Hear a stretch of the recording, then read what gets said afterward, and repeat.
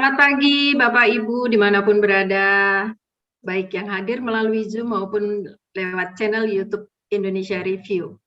Pada pagi hari ini, 29 Desember 2021, webinar Inspirasi Bisnis Intani seri ke-52 hadir dengan judul Tanam Lada Secara Alami untuk Sejarah dan Ekonomi.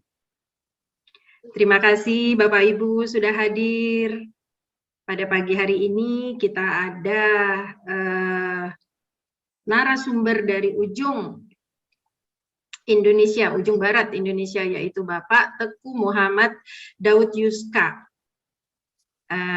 Beliau juga didampingi oleh Mbak Dewi yang juga dari Intani pada pagi hari ini. Untuk membuka acara seperti biasa, mari kita ikuti tayangan berikut ini.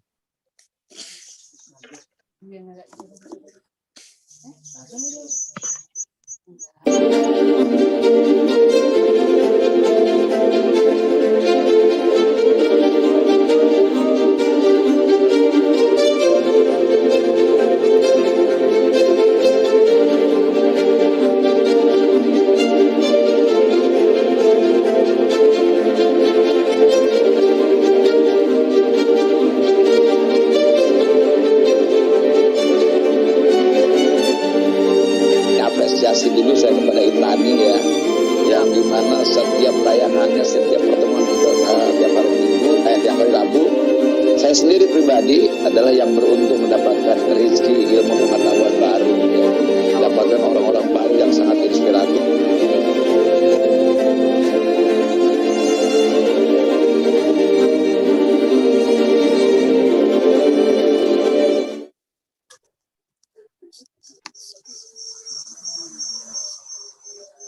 Iya. Assalamualaikum warahmatullahi wabarakatuh. Waalaikumsalam warahmatullahi wabarakatuh. Selamat pagi semua Bapak Ibu yang sudah hadir bergabung di webinar Inspirasi Bisnis Intani seri ke-52 Tanam Lada Secara Alami untuk Sejarah dan Ekonomi. Saya, Ila Failani, akan memandu acara ini 2 jam ke depan. Hari ini adalah penghujung tahun 2021, Rabu 29 Desember. Kita kedatangan atau kehadiran narasumber jauh dari ujung barat Indonesia, yaitu dari Aceh Barat Daya, yaitu Bapak Teku Muhammad Daud Yuska. Selamat pagi Pak Daud. Selamat pagi Mbak Ila. Selamat pagi. Terima kasih sudah bisa bergabung, bisa hadir hari ini.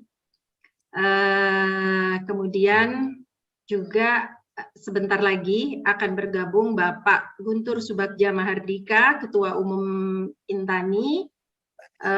Beliau akan hadir biasanya membuka acara, ya, memberikan pengantar. Tapi hari ini mungkin nanti akan di tengah atau di akhir karena beliau saat ini sedang berada dalam pesawat. Tadi sudah sempat bergabung sebentar. Tapi karena pesawat akan take off, jadi beliau harus menghentikan HP-nya. Sebelum masuk ke acara, hari ini adalah 17 tahun yang lalu tsunami menyapu daratan Aceh. Beberapa hari ya, kejadian itu adalah tanggal 24 Desember. Untuk itu mari kita mendoakan almarhumah yang telah mendahului kita karena terjangan tsunami pada saat itu. Mereka pasti sudah senang di sana dan semoga Allah terus melindungi kita yang sedang ada di sini dan mari melanjutkan cita-cita dari almarhumah yang sudah mendahului karena kejadian tersebut. Oke, baiklah. Hari ini ada Pak Daud. Pak Daud ini adalah pendiri dari komunitas swadaya masyarakat Bineh Rimba. Bineh Rimba. Iya, Mas Aceh. Iya, beliau penggagas dari berdirinya komunitas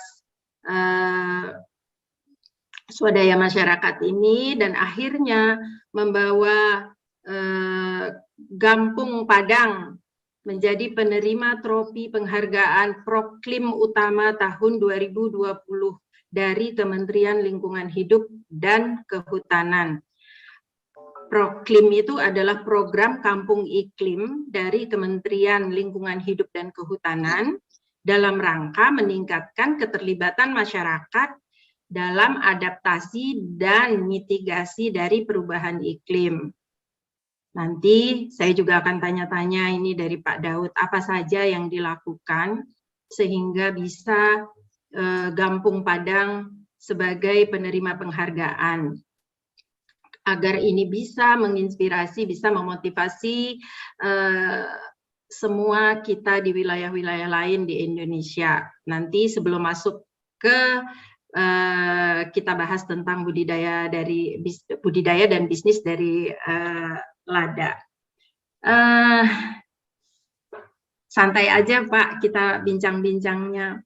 Tadi sengaja saya mengambil judul tanam lada secara alami untuk sejarah dan ekonomi. Kita mengenal Indonesia adalah penghasil rempah. Dari mana-mana, puluhan abad yang lalu, negara-negara lain hadir datang ke Indonesia, bahkan akhirnya menjajah Indonesia untuk mendapatkan rempah. Kemudian salah satunya adalah lada. Lada juga membawa sejarah di Aceh, menjadi alat diplomasi, dan juga pernah pada abad ke-16 ya, Aceh itu puncak dari perdagangan lada dunia.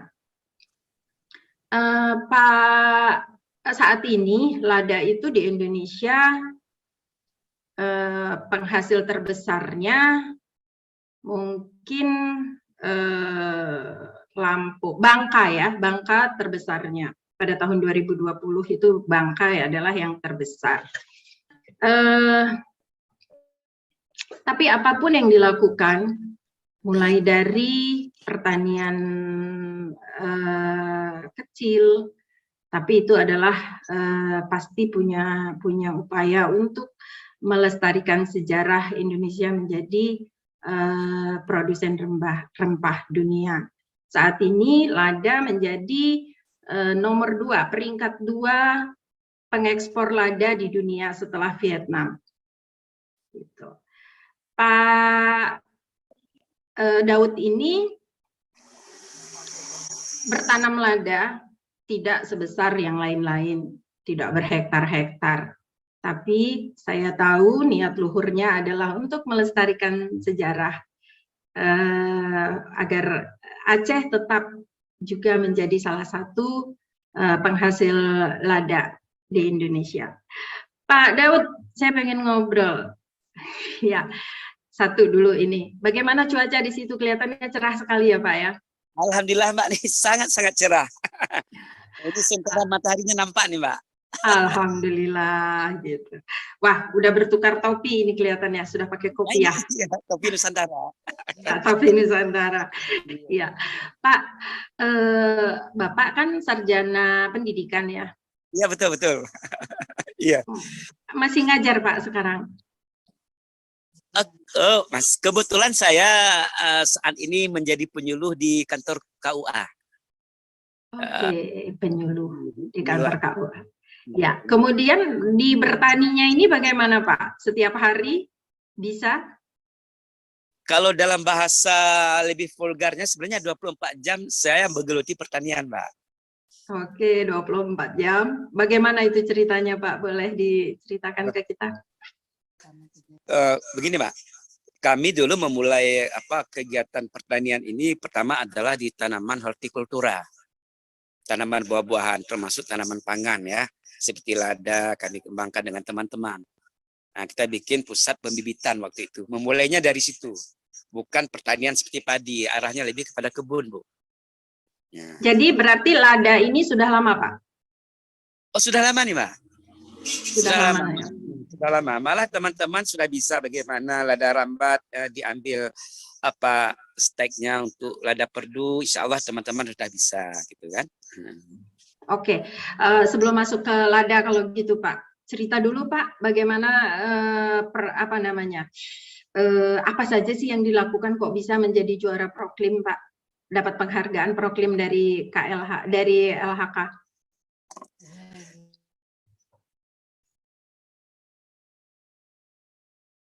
Termute itu Pak suaranya, ya silakan Pak. Jadi ada dua konsep tentang Proklim. Jadi ada Proklim yang memang di kampung itu bukan Proklim, tetapi setelah diupayakan oleh masyarakat tersebut, dia menjadi kampung Proklim.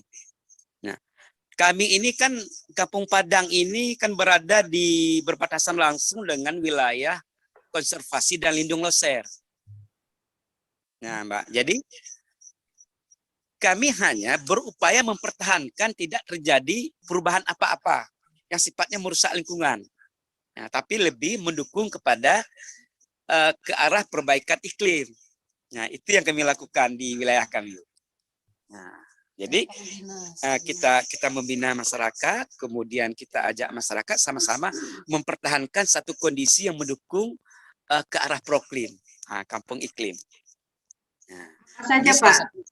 Apa saja itu? Ngajak masyarakat seperti apa Pak? Misalkan kita ingin konservasi daerah, kemudian pinggir-pinggir sungai dengan tanaman-tanaman yang sifatnya berbasis lingkungan. Kemudian kita mengupayakan tentang agrofilit, yaitu kampung buah.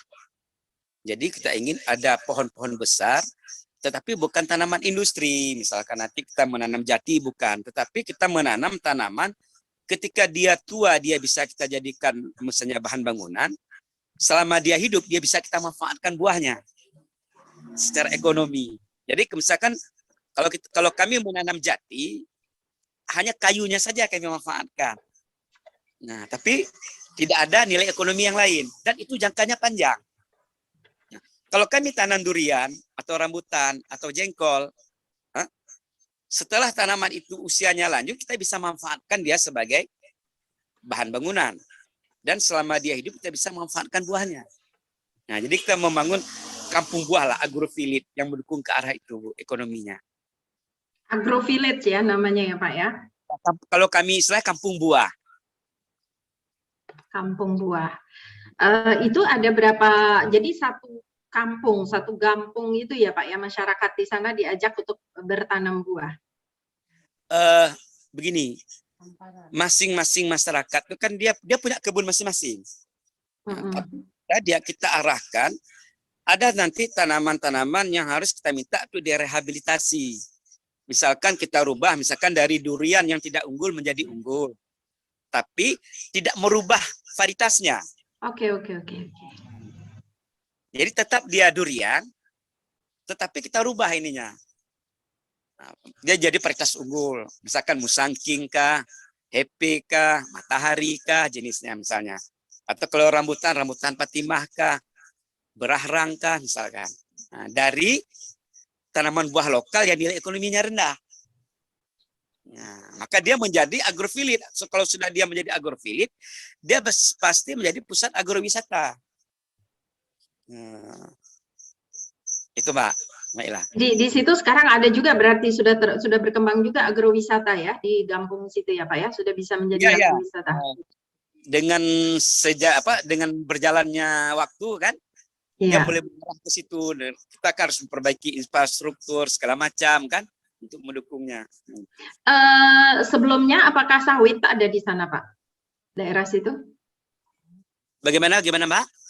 Itu sebelum apakah agrofilit itu tanaman-tanaman buah yang ada di sana dulunya itu memang sudah buah atau sebelumnya mungkin tanaman lain, termasuk kebun sawit tidak? Begini, ada sebagian mulai menanam sawit, tapi kita melakukan sebuah kampanye. Jadi kita menginginkan begini, kita dengan teman-teman membuat satu konsep masyarakat hidup berdampingan dengan lingkungan yang ada di hulu lah istilahnya itu, apa namanya, simbiosis mutualisme. Artinya masyarakat mendapat sumber rezeki dari apa yang dia tanam. Kemudian binatang-binatang yang dilindungi juga mendapat rezeki dari yang kita punya. Binatang mengkonsumsi buah juga kan ya. Yang dilindungi, ada mawas, ada ini, ada itu. Burung segala macam juga kan. Ya. Iya. Itu menjadi salah satu mungkin penilaian ya Pak ya, sehingga mengantarkan Kampung Padang menjadi dapat penghargaan Proklim. Oke Pak Daud, hebat. Luar biasa, salut untuk Bapak yang terus konsisten untuk melestarikan alam Aceh ya khususnya. Masa begini, sebenarnya yang kita ingin sampaikan, lada itu tanaman yang sangat adaptif ya. Dia kemana saja dia bisa hidup. Bagaimana lada bisa rambatkan ke pohon pinang, pohon durian, pohon kuini, ya. Sehingga nanti dia menjadi sinkron. Andai pun kita mengembangkan agrofilit, bukan berarti lada tidak bisa. Nah ini masih gamal juga, pohon gamal. Ya. Ini lada rambat.